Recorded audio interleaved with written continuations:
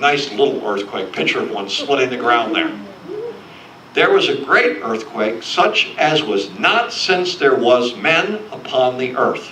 So great an earthquake, so mighty. Nothing like it has ever happened, nothing like it will ever happen again. And the great city was divided into 3 parts. This is Jerusalem will actually be split in 3 parts. And the cities of the nations fell. This earthquake will level every city on the planet. Level. Rubble. Every building, every city. And Babylon the Great was remembered in the sight of God to give unto her the cup of the wine of the fierceness of his wrath. Now notice it mentions Babylon. We're going to go back to why Babylon at this point gets even more severely judged than any place else. And every island fled away, and the mountains were not found. Every city leveled, and strange as it may seem, every mountain leveled. You can imagine what... anyways, that anything survives this is... What does it take to level a mountain? It's going to happen. All right? Now sometimes I go through a city like, even a small earthquake, what it would do to New York City. But to level the whole city, every city.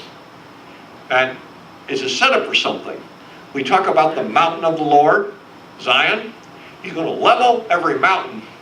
And then when we enter into the millennial reign, Jerusalem is going to come up like a mountain. And it will literally be the mountain of the Lord. At that point, it will be the only mountain. And people will come to the mountain of the Lord. Yeah, it's going to be a change in landscape. Dramatic. Okay. So, in Revelation 16:21, in great hail, every stone about the weight of a talent cometh down out of the heaven upon men. And men blaspheme God because of the plagues of the hail, for the plague thereof is exceeding great. You level everything, and then, if you will, meteors come out of outer space, and if you will, attack the planet. It is, if you will, the planet has just been pulverized. And there's not a city left. There's probably not a building left anywhere. And people are just hiding from meteors. Incredible double natural disaster. Now, the judgment of Babylon in the midst of this. Look at it. We go to Revelation 17:1. And there came one of the angels that had the 7 bowls. And he spake to me, saying, Come hither, I will show you the judgment of the great harlot that sitteth upon many waters. Now, because it says it sitteth upon many waters, people have tried to pick a coastal city to be Babylon. And this is why you get all kinds of wild different interpretations what Babylon is. The best way we could interpret this is that the water here is the sea of humanity. And that this Babylon had control over many peoples all over the world. It does not fit any geographical city other than Babylon, the actual Babylon, and we're going to give you the reasons for it, why it must be. We're going to show you actually the scriptures for it. So, I will show you the judgment of the great harlot that sitteth on many waters, with whom the kings of the earth committed fornication. Meaning that kings align themselves with the Antichrist, who has a capital in Babylon. Interesting enough, we know that remember from Daniel? When Babylon was defeated by the Medes and the Persians, was the city destroyed, folks? Who got killed? Just the king and maybe a few soldiers. No one else. And throughout history, when Babylon has changed hands with different rulers, the city has never been destroyed. It became a ghost town, if you will, because it was deserted. People deserted it. It has never been annihilated. It has never been burned. The walls have never been torn down, fallen into the earth maybe over thousands of years, but it's never been destroyed. But we're going to show the Old Testament scriptures that express a devastating, instantaneous, one-day destruction of Babylon. It has never happened in world history. There's no record of it. So it must happen in the future. For it to happen in the future, you need a Babylon. You need someone to re-inhabit that city. Alexander the Great, after his great conquest, went to Babylon, with a dream of rebuilding a city. He died shortly thereafter. What's his name? The Iraqi Saddam Hussein. He also began to rebuild Babylon. But then the American jets... Anyway, so we'll go into the Iraqi war. So people have tried to resurrect Babylon at least twice. But the Antichrist is going to do it again. Why is it a place so, if you will, so close to the heart of Satan? Because the first idolatry, the first false religion that the peoples of the world happened in what we call Babel or Babylonia. And we talked about that with the Tammuz and, Tammuz's mother. Semiramis. Yes, the false religion coming from that. So it's the mother of false religion. It's the first satanic lie, and in that lie, Tammuz is supposed to be a resurrected son. It's a false son. And here we see, in the future, the Antichrist claiming to be the false son. So you think you can, he's trying to do what he's always been trying to do. He wanted a one-world government based on idolatry, unified by demons, if you will, in Babylon, and he still wants to do it. He thinks he can. So, we're back to Babylon again. Now, let's see, just understand the wording here. And they that dwell on the earth were made drunk with the wine of her fornication. Meaning that they were in league with worshiping the Antichrist, and this city now is a center of the economic system of the mark of the beast. It's a city of political control, and it's a city of this false religion. So we've got religion, politics, commerce, all mixed together in one city. All right. Now, and then we see something here in type here in Revelation 17:3. And he carried me away in the spirit into a wilderness. And I saw a woman sitting upon a scarlet-colored beast, full of names of blasphemy, having 7 heads and 10 horns. These 7 heads speak of 7 kings. The horns speak of 10 horns, 10 kingdoms. But these 7 kings are the ones that are going to march with the Antichrist and their troops to try to defeat Israel. And the woman was arrayed in purple and scarlet, decked with gold and precious stone and pearls, having in her hand a golden cup full of abominations, even the unclean things of her fornication. Women in the Bible as symbols are usually symbols of religion. She speaks of the false religion of worship in the Antichrist. This is the religion of the beast. This is who this woman is. And upon her forehead is written, Mystery, Babylon the Great, the mother of harlots. And we just discussed why she is the mother of harlots and of the abominations of the earth. The destruction of Babylon, the city of Babylon, is to be rebuilt and become the world capital of the Antichrist. Not only is Babylon to become the world political capital, it has also become the world economic capital. This fact is portrayed in the vision of Zechariah in chapter 5, verses 5 through 11. I'm going to take you. Yeah, I am going to take you there. Here we go. And this is. I could get you to Revelation really quick. All I have to do is not show you all these Old Testament references and read them. But what's really amazing is how much of this was laid out thousands of years ago in the Old Testament. And, what's that? Who's that Zechariah? What did he have to say anything? Why is he in the Bible? I don't know why that guy is in the Bible. This is why that guy is in the Bible. He's telling us our future here in detail. This is part of the reason. Then the angel that talked with me went forth and said to me, Lift up now thine eyes and see what is in that goeth forth. And he said, What is it? And he said, This is the ephah that goeth forth. That's a weight or a measure. We're going to talk about that. He said, Moreover, this is their appearance in all the land. And behold, there was lifted up a talent of lead. We'll talk about that in a minute, why lead. And this woman sitting in the midst of the ephah. So this is a weight, a measure, and a woman sitting in the midst of it. This is his vision. So what's it mean? And he said, This is wickedness. And he cast her down in the midst of the ephah, and he cast the weight of lead upon the mouth thereof. Then lifted I up mine eyes, and saw, behold, there came forth two women, and the wind was in their wings. Now they had wings like the wings of a stork, and they lifted up the ephah between earth and heaven. Then said I unto the angel that talked with me, I know this may not make any sense to you, we'll explain it afterwards, but I want you to see it. Whither do these bear the ephah? And he said to me, to build her a house in the land of Shinar. Folks, anybody remember, where is the land of Shinar? Babylonia.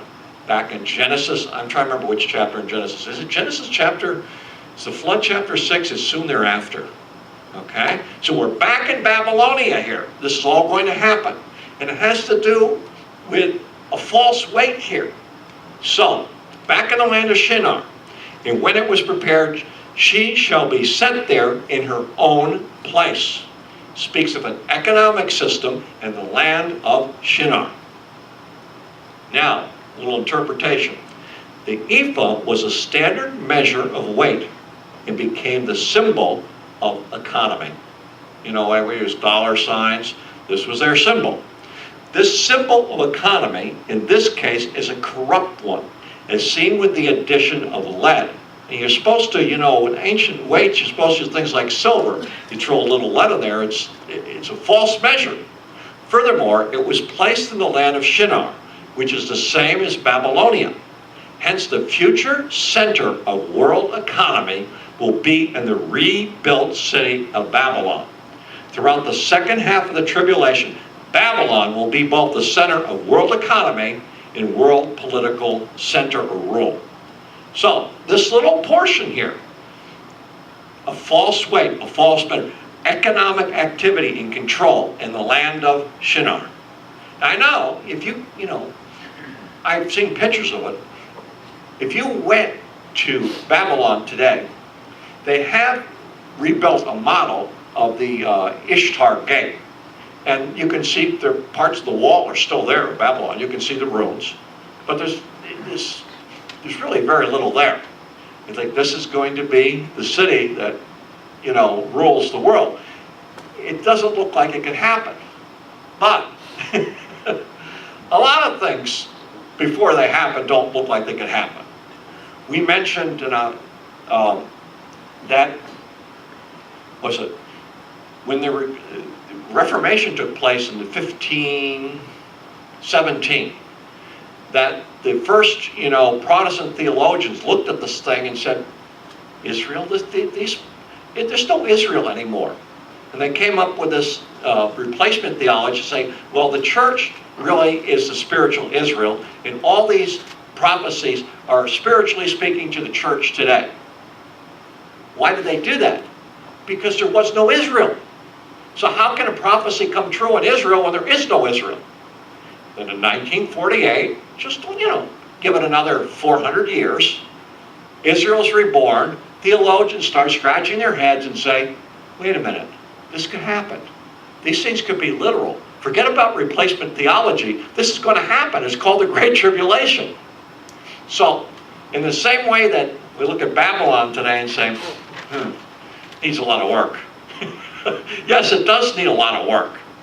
But I'm going to go some other places and show you how sure this thing is. If it is not rebuilt, then there are dozens of Bible prophecies that have not been fulfilled and will not be fulfilled. But what's the one thing God can't do, folks? He cannot lie. They must be fulfilled.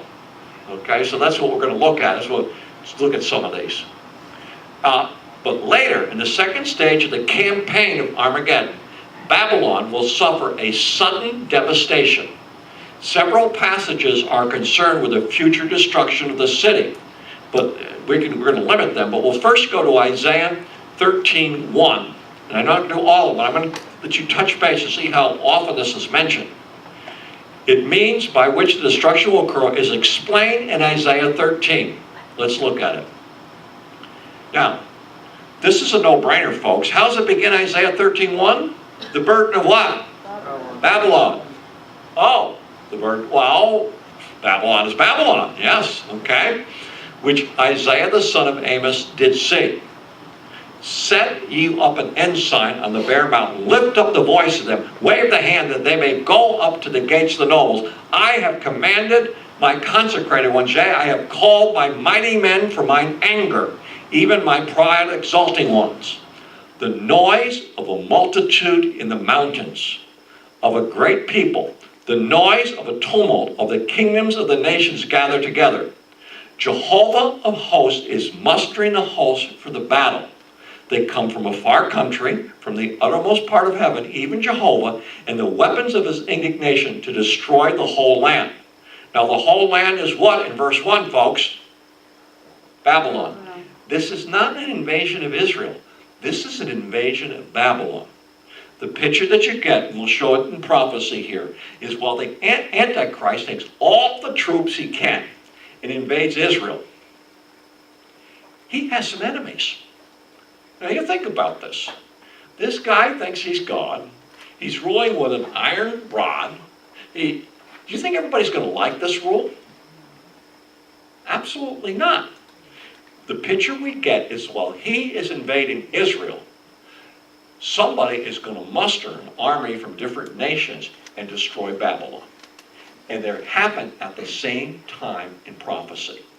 Now, because this is two different battles, two different scenes, but they're near each other at the same time, if you don't look over your Old Testament well and these scriptures well, you get totally confused with this thing. But this is a prophecy against Babylon. This has never happened like this before. We're going to show you how severe this thing is.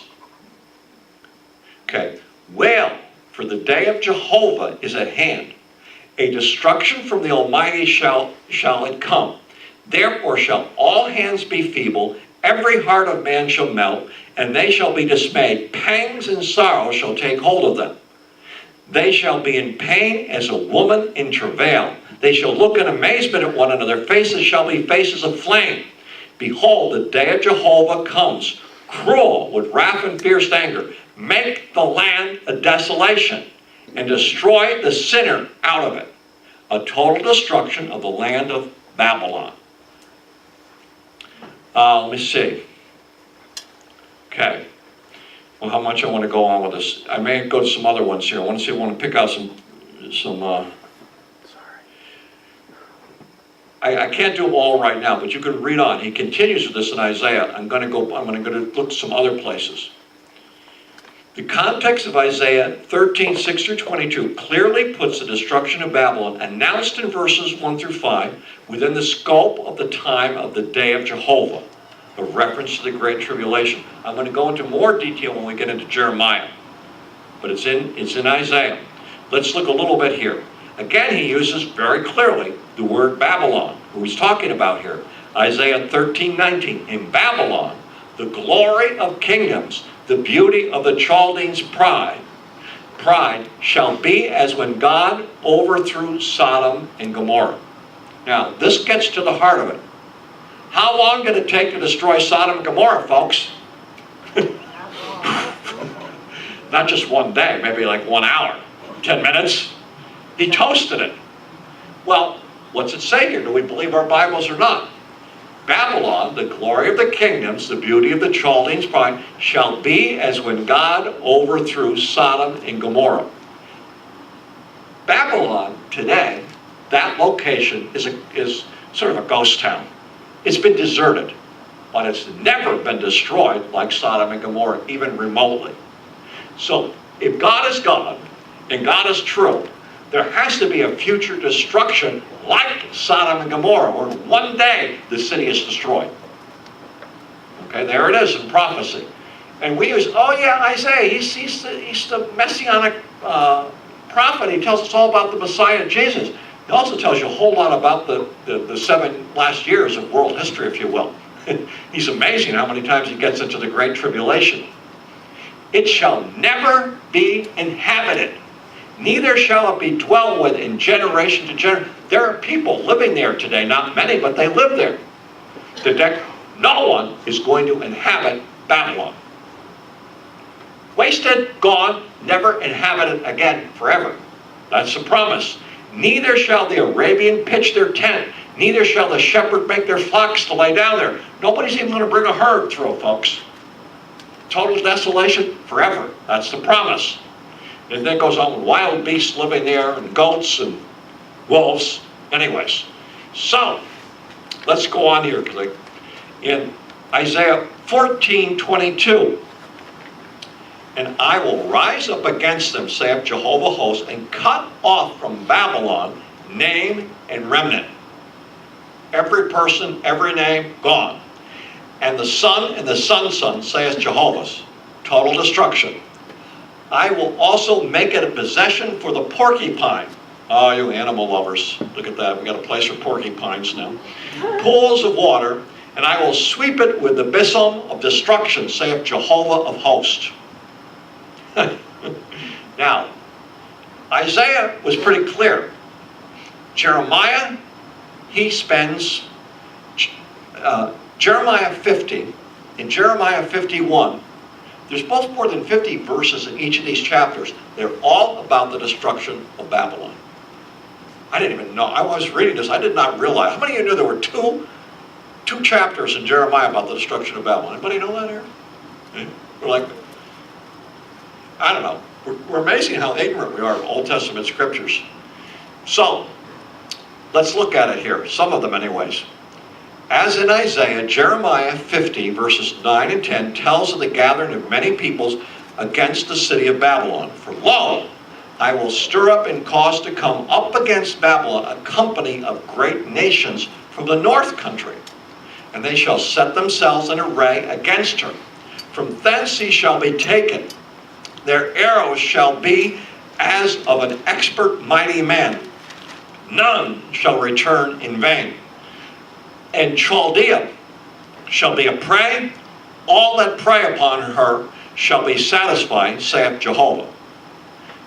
Whatever their attack plan is, it's going to be a brilliant success. Let's put it that way. The extent of the destruction in Isaiah 11 through 16. I'm not sure if we're going to read all this. I think we get the idea. Yeah.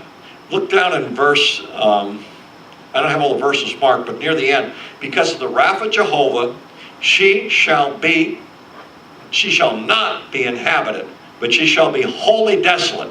Every one that goeth by Babylon shall be astonished and hiss at all her plagues. A total destruction.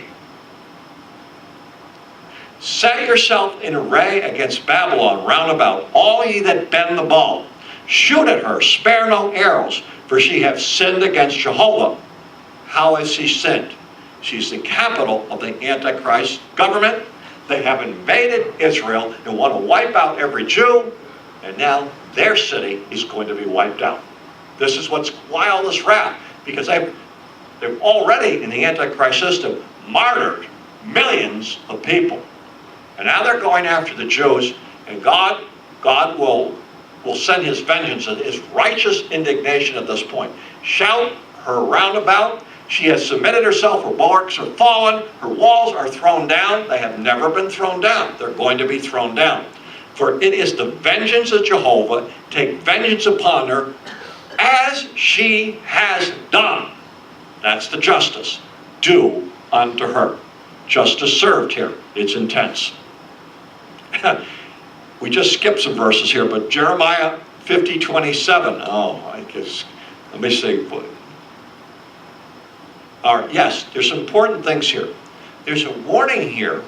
If there's any believers or any Jews in Babylon, to flee.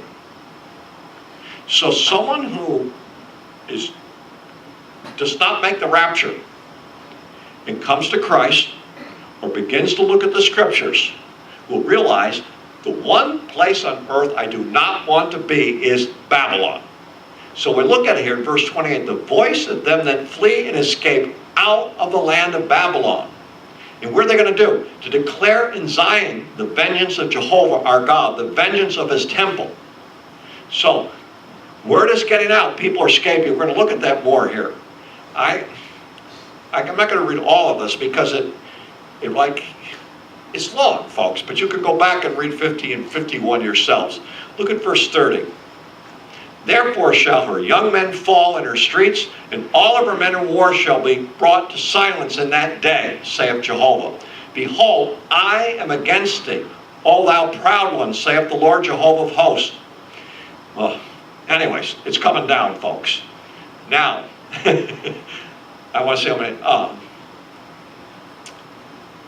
I just wanted to mention here, this is Babylon, Babylon, Babylon. Look at verse 35. A sword is upon the Chaldeans, saith Jehovah, and upon the inhabitants of Babylon, and upon her princes, and upon her wise men. In 37, it keeps going. And I'm just going to finish with verse 40 here. As when God overthrew Sodom and Gomorrah. We've already seen this. We see it again here. Twice, like Sodom and Gomorrah. Instantaneous, complete, total destruction. And the neighbor cities thereof, saith Jehovah, so shall no man dwell there, neither shall any son of man sojourn there. Desolate forever. Oh, let's see. It's interesting here, the politics of this thing, but we really see, two sets of battle strategies going on here. The Antichrist, 7 kings, invade Israel, but everything they have in that invasion, what happens to their home city? It gets attacked. This is what we see in the final tribulation period. Some of you like blood and guts. Just read it, Jeremiah. You get all you want for the rest of your life, I think. Okay, I'm going to skip. Let me see what I want to go on to here. 50, let's see. All right. The rest of the world is going to hear about this. In verse 46, at the noise of the taking of Babylon, the earth trembles, and the cry is heard among the nations. When the capital of the world goes down in one day, the nations will find out about it. It will be Babylon's influence on other nations that will cause God's judgment to fall on her, according to Jeremiah 51. Now we're in Jeremiah 51, and it doesn't let up. It goes on here. The warning to leave her. We would have healed Babylon, but she is not healed. Forsake her. Let her go, every one into his own country, for her judgment reaches unto heaven, and is lifted up even to the skies. Oh. And I will render unto Babylon, and to all the inhabitants of Chaldea, all their evil that they have done in Zion, in your sight, says Jehovah. This is why I'm pairing these two battle plans at the same time. The invasion of Israel with the sixth trumpet judgment at that time, and the final second half of the tribulation period, and the destruction of Babylon. Gathering in Armageddon, destruction of Babylon. I don't know if I have it one of the things here, but it actually says in Israel, from the valley of Jezreel, they will see the smoke of Babylon going up into the sky. Now, people, you'll see pictures of this usually on the internet of like, one of those nuclear bomb mushrooms coming up. It's possible that someone, one of his enemies, got hold of a nuke, and while they're invading, up it goes, the city. So, interesting to think about, but it's going. All right. Because Babylon has ruled the entire world ruinously. I mean, this Satan's system is going to be so poorly run. There will be people with the mark will have trouble finding food for different reasons. Partly because all the destruction that God is going to bring. It's not going to be a happy time. He's going to have his enemies, and those enemies are going to counterattack. So, behold, I am against you, O destroying mountain, says Jehovah, which destroyeth all the earth. Remember, a kingdom is often spoken of as a mountain. And I will stretch out my hand upon you and roll you down from the rocks, and will make you a burnt mountain. And they shall not take of you a stone for a corner, nor a stone for foundation, for you shall be desolate forever, says Jehovah. I don't don't know anything that's repeated more than this section of the scriptures. 2 chapters, doomed.